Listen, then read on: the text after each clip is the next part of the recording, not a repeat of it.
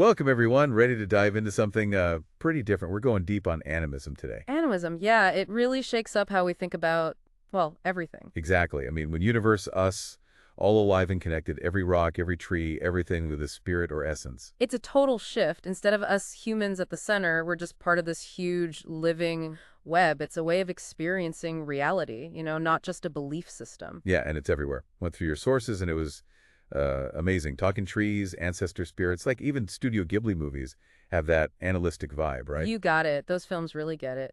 And when you look at specific cultures, the Yoruba in Africa, the Lakota here, the idea of spirit tubs on very specific roles. It's woven into daily life. Okay, so definition time. How do we even explain animalism? What's at the core? Well, simply put, animism says everything has a spirit or essence. I'm talking everything. Rocks, rivers, trees, animals, even the wind. So it's like we're surrounded by, well, beings, not just objects.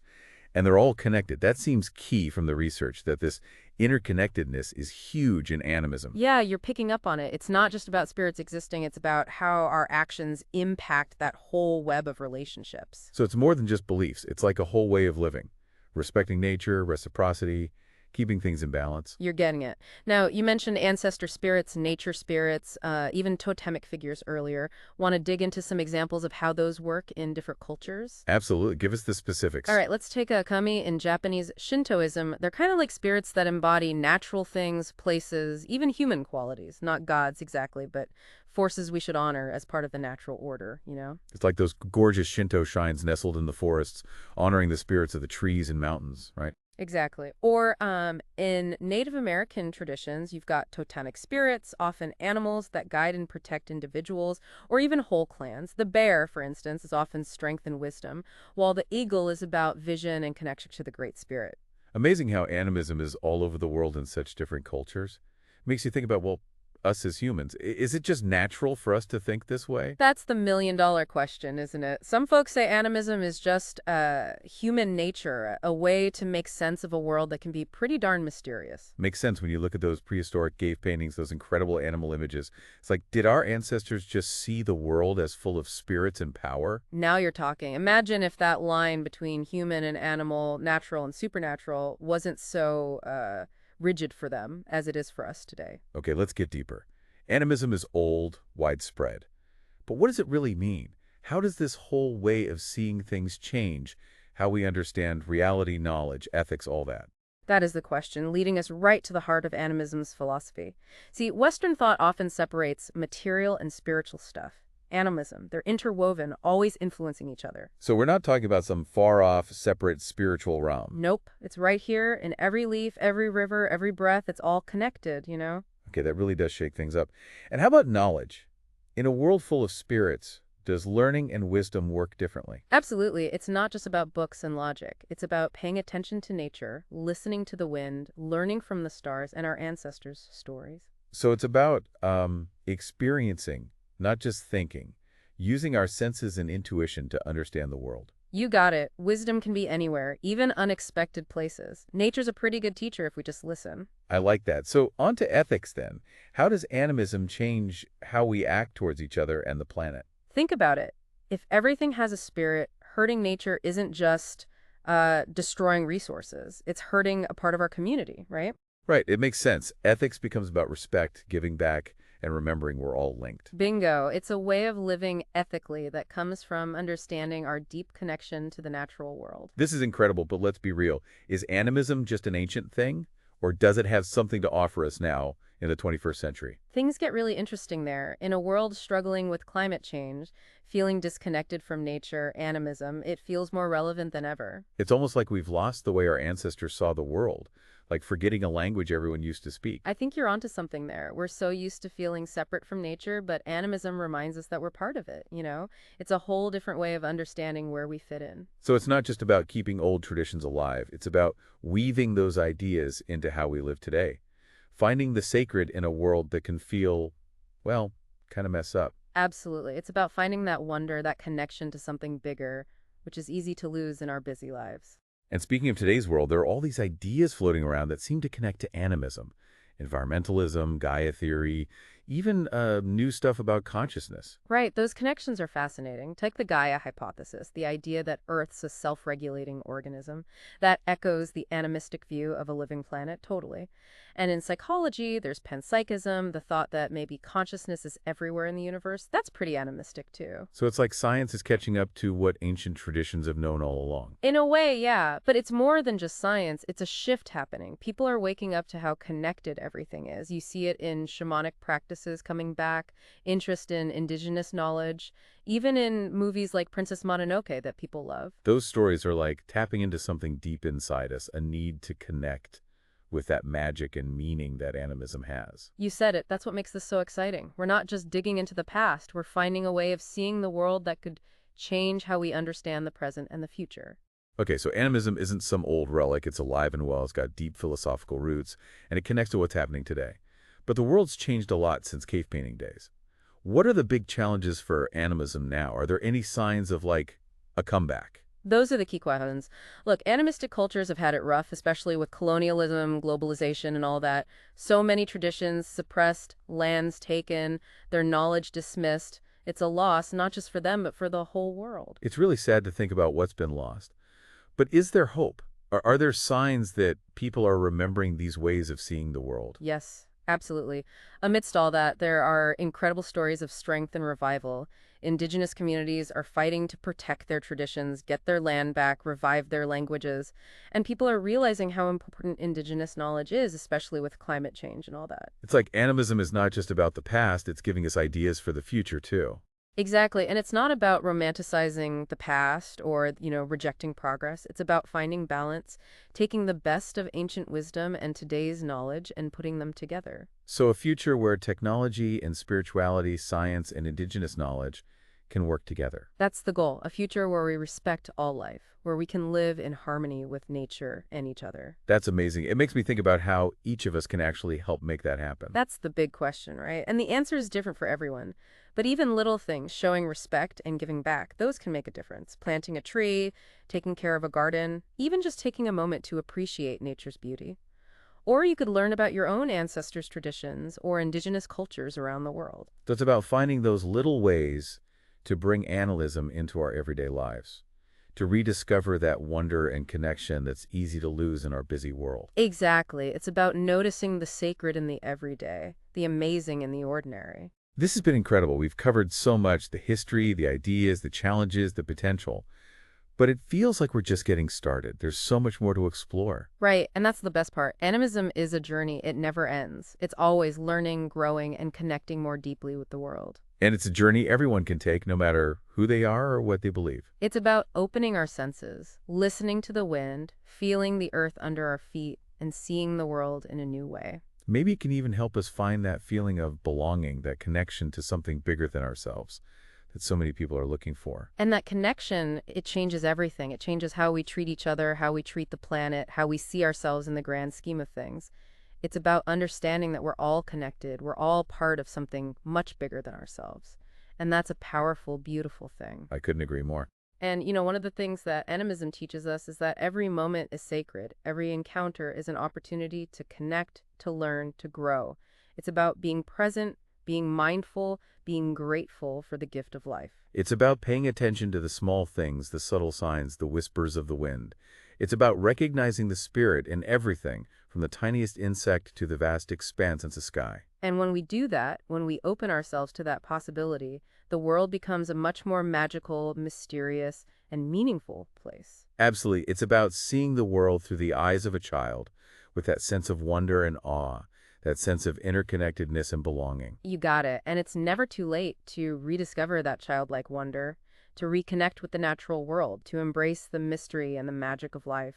And that's something we can all do, regardless of our age, our background, or our beliefs. And remember, this is just the beginning of our exploration. There's so much more to discover, so much more to experience. And that's what makes this journey so exciting, so enriching, so full of possibilities. It's a journey that can lead us to a deeper understanding of ourselves, of the world around us, and of our place in the vast web of life. And that's a journey worth taking. Absolutely. So let's keep exploring, keep questioning, keep that spark of wonder alive. Because the world is full of magic if we just know where to look. And that's what animism teaches us, isn't it? To see the magic in the everyday, to recognize the sacred in the ordinary, to find wonder in the world around us. Precisely.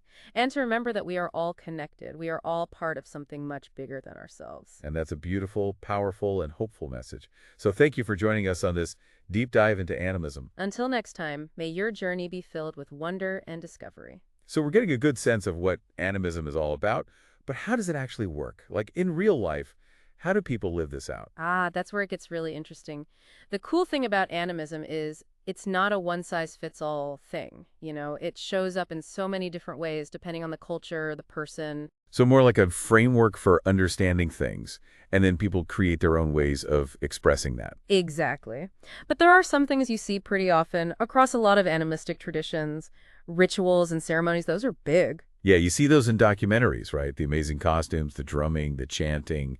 It's like stepping into a different world. But it's more than just a show. It's about connecting with the spirit world, talking to the spirits, honoring them, asking for their guidance. So it's not just believing, it's actively doing something. Right, and that can take lots of forms. Sometimes people work with shamans or healers, folks who can act as a bridge between our world and the spirit world. Shamans, yeah, they're like the spiritual experts, right? They can talk to spirits, heal people, even guide souls. Exactly. They might use things like, reading bones or interpreting dreams to get messages from the spirits. Or they do healing ceremonies to restore balance. Sometimes they even guide souls in the afterlife. Wow, that's pretty intense. It's like having a direct line to the spiritual realm. But what about people who don't have a shaman around? Are there other ways to connect with spirits? Oh, tons. People do all sorts of things in their daily lives. Leaving offerings like food or tobacco at sacred places, that's common. Shows respect, gratitude to the spirits. It's like extending that basic courtesy we have for each other to nature. Exactly, and it doesn't have to be formal offerings either. Talking respectfully to trees and animals, acknowledging they have a spirit, even just thinking about how everything's connected when you make decisions. So it's like developing a sensitivity to the unseen world around us. But is it all, good vibes and happy spirits? That's a good question. Animism is amazing. It gives you this whole new way of seeing the world, but you got to approach it with respect, and some humility too. What do you mean by that? Well, first off, remember, animism isn't just one thing. There are so many different traditions, and each one has its own way of doing things. We can't just lump them all together or romanticize them. We need to understand them in their own context. So no stealing or twisting traditions, but approaching them with genuine respect and a desire to learn. Exactly. And another thing, animism isn't a quick fix, like some magic solution to all the world's problems. It's a whole way of living. It takes time, it takes thought, and it takes being open to learning from people who've carried these traditions for generations. It's that journey, not the destination, right? You got it. It's about cultivating that sense of wonder, that reverence, that responsibility for all beings, not just us humans. Okay, so we see the challenges, the nuances. But what about animism's future? Can it survive in a world that's increasingly secular, so focused on technology? That's the million-dollar question, isn't it? Who knows what the future holds? But I really think animism has something important to offer us now and going forward. With all the environmental stuff, the social divisions, people feeling lost, we need ways of thinking that reconnect us to nature, build community, remind us that we're part of something bigger. And you think animism offers that? I do. It reminds us that we're not separate from nature, that we're woven into this living, breathing universe. And all this technology, as cool as it is, it can make us feel isolated. Animism is like the antidote. It helps us see that connection, even in a high-tech world. Yeah, it's like we can get so lost in our screens and gadgets that we forget about the real world, the natural world. Exactly. And animism brings us back to that, to seeing the world as alive, interconnected, responsive to us. And it's not just about, sitting back and appreciating nature. It seems to say we have a role to play. We need to be active participants. You're getting it. It's not about escaping. It's about recognizing our responsibility to care for the well-being of all beings, not just our own. It all circles back to those connections we talked about before. Animism and environmentalism, social justice, understanding consciousness differently. It's like these old traditions have wisdom for how to deal with today's problems. I couldn't agree more. It's not about romanticizing the past or rejecting what we've learned. It's about finding that sweet spot, taking the best of ancient wisdom and today's knowledge and weaving them together. Building a future where tech, and spirituality, science, and indigenous knowledge all work together. Exactly. A future where we respect all life, where we live in harmony with nature and each other. That's something to work for, wouldn't you say? Absolutely. It's incredible to think about how animism, these ideas that have been around for so long, are still so relevant and powerful today. It's like animism is a key. It unlocks a whole new way of seeing the world, a way that can help us make sense of things, connect with each other and the planet on a deeper level. It's about realizing that we're all part of this grand, interconnected web of life. And that's a pretty amazing thing to think about. It really is. It's kind of mind-blowing how these animistic ideas, they've been around forever, but they still feel so relevant today. It's like they give us a whole new way to see the world, help us make sense of things. Totally. And you know what strikes me? Animism doesn't try to act like it has all the answers. It's not about rules and doctrines. It's more about, Being open to, well, everything. Being curious, asking questions, exploring the mysteries. yeah, you got it. Embracing the unknown, admitting we don't know everything, and realizing there's always more to learn. It's a very humble way of looking at things. I like that. So many ideologies today are like, we have the truth, but animism is more about like a journey of discovery. Exactly. A journey, not a destination. And it can take you to some pretty wild places, maybe rethinking our relationship with technology or learning from indigenous cultures or just, spending more time in nature, really listening to what it has to say. It's about connecting deeper with the world, with ourselves. But what about the big picture? Can animism actually help us with the big problems in the world? I think it can. See, when we shift from seeing ourselves as like the rulers of everything to seeing ourselves as part of this web of life, well, it changes how we approach things like climate change or social injustice. It becomes about compassion, about thinking of the whole, not just ourselves. Right. It's that interconnectedness again. We're all in this together, so we got to act like it. That's it. Our actions ripple out. They affect everything, not just us. So as we wrap up this deep dive, what's the one thing you really hope people take away from this? I hope they walk away feeling that sense of wonder, that awe, that they see how connected everything is and are willing to approach the world with, an open heart, an open mind. Beautifully put. And I hope they'll actually do something, take action, even in small ways, to honor that sacredness in their lives.